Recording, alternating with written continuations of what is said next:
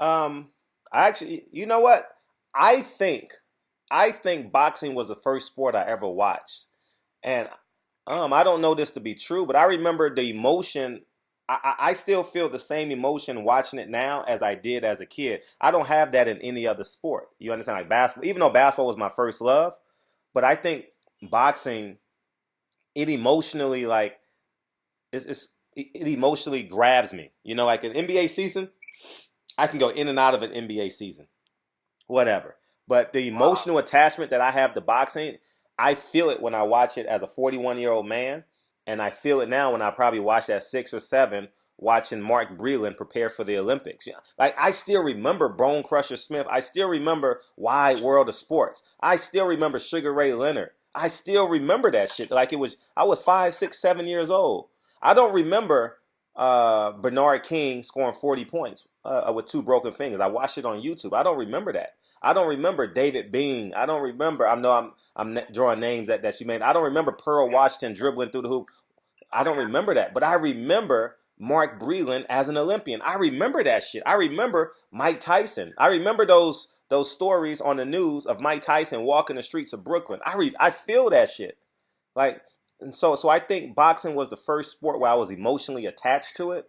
But basketball obviously took over because it was you can't. It's easier to play basketball than it is to box. So I naturally gravitated towards basketball. But I have a spiritual attachment to boxing, and obviously watching with my Wow. uncles and my older cousins, like because I was a little kid. Yeah. So I'm learning through Right. them. Sweet Pea Whitaker and all them guys. Like my family's from originated in Virginia, so I have this infinite love for Sweet Pea Whitaker, and Wow.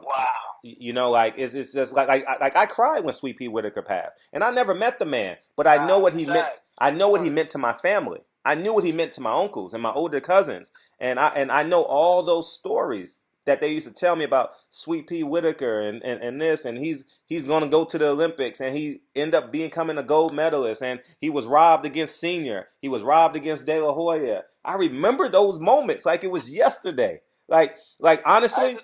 I do honestly, too. honestly, I'm glad we're having this conversation. April Like April 12th, 1997. I was a sophomore in I college. I remember remember this, that brother. shit. Like it was, I was in Whittier College. April 12th, 1997. He was robbed, and Yeah. uh, and uh, so and then going back, I'm gonna be as clear as concise as possible, right? I I I I only grew up in urban America, right? And when you grow up in urban America, there's always this contention between blacks and Latinos, right? When I was in New York, it was Puerto Ricans and Dominicans. When I moved to Los Angeles, it was Mexicans and blacks, right? And I remember this Yeah. vividly. 1988, 89, 90, somewhere in there. Mildred Taylor fought uh, uh, Senior, Chavez Senior, right? And Richard Steele took my heart out of my chest and stepped on it. Right, 8 seconds, 4 seconds left in the fight. He stops the fight, and ever since then, I says, I swear to God, I hate. I wish every black fighter beats the hell out of every Mexican fighter. And I was a young kid, and I spoke with high emotions. And then they announced the Chavez Senior Pernell Whitaker fight. Ain't no way in hell he can beat Pernell Whitaker. If Pernell Whitaker fought with one fucking hand, ain't no way in hell Chavez square ass come forward, no special effects guy can beat Pernell Whitaker. They gave the motherfucker a draw. I couldn't believe I said from this point forth, I will never ever root for a Mexican guy against a black guy. Never ever. Because you fucking rob us. And then I get to college. I'm like, Oscar De La Hoya, I like you. I love your story. You're from Los Angeles like me. Ain't no way in hell you can beat Pernell Whitaker. Pernell Whitaker about to take everything you worked for and they rob his ass again. And I said, I just couldn't take it. You know how much money they took from Pernell Whitaker and Mildred Taylor by those decisions? Especially Pernell Whitaker. Pernell Whitaker would have been on Wheaties boxes. Pernell Whitaker would have been on ESPN, was just coming up. He would have been on Wide World of Sports. So from that standpoint, my love for Pernell Whitaker is like cultural. You understand what I'm saying? It's like Yeah. it's like I can't believe they robbed this man so many times. Like they robbed him, and like you said, it's a business. And I've since grown out of that emotion in terms of like I'm not supposed to dislike them. It's just the business of boxing, right? I've grown out of it to accept it, but I still have those pains. I still have those emotional reactions. Damn.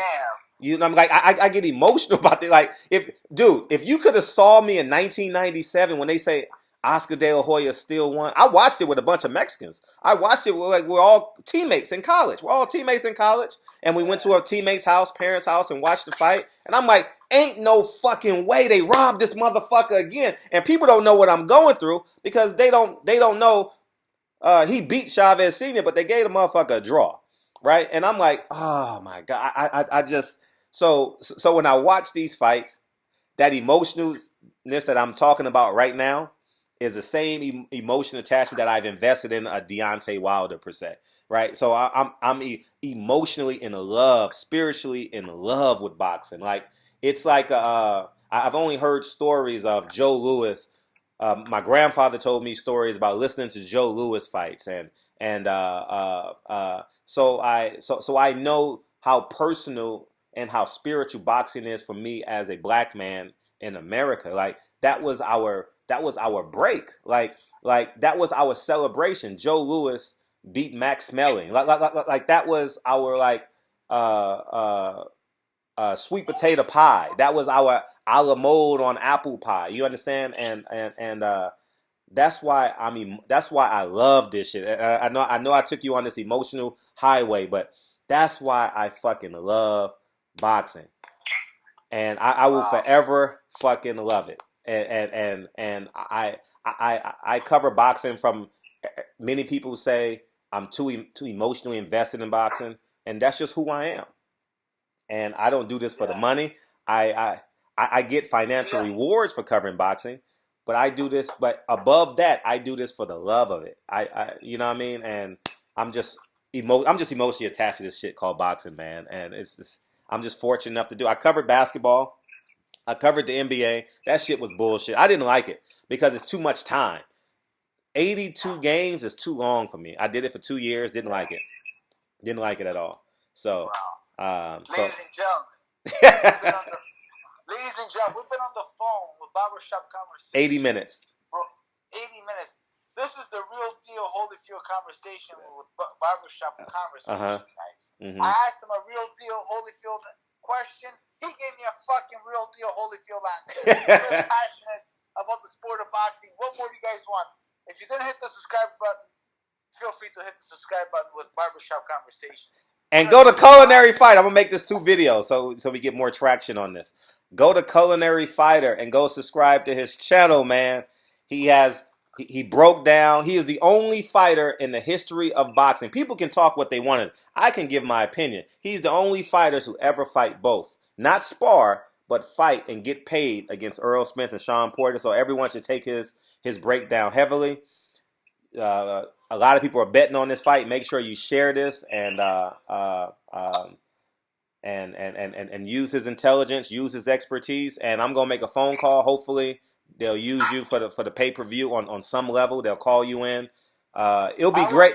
It'll be great. No, I'm definitely gonna make that call Monday. And not that I have any power, but I'm just gonna. I'm gonna show TV something that they haven't seen, something different. We'll see. That would be cool if they brought you on to talk to Sean. That would be cool. You and Sean debate the fight. That would be cool because Sean does a hell of a job on the show. I actually like him. I actually like Sean on that show. He does a good job. I would actually love to do a face-off and me be the guy. I'm definitely gonna ask. I'm gonna ask. I think that I'm gonna suggest that. That would be cool. I'll even suggest that to Brittany. Maybe they use you a part of the promotions, TGB promotions. Yeah. I accomplished enough, and I'm gonna stick around. People are gonna see my face more often again, and there's a lot to the sport that I've given, and there's a lot to the sport that I can give to people who don't understand the sport of boxing or think they do, or they're trying to understand. Sure. I'm here for that. I'm here to help you guys to make you understand how the sport works. Yep. You have Brittany Goosen's number? Brittany Goosen? Who's that? Brittany Goosen. She's the president of Tom Brown Promotions, TGB Promotions. Yeah, what about it? Hit her up behind the scenes because she'll because they're over the fight and maybe they set the schedule. I don't know. I don't have her contact. That would be cool. Sam. I don't think I think I have her number. I'll send it to you. Call Sam. Yeah, Sam. Yeah. I'll call him Monday. It's a great idea. And it's great promotion for the fight because I want all these fights to do well. You know what I mean? The problem is this also.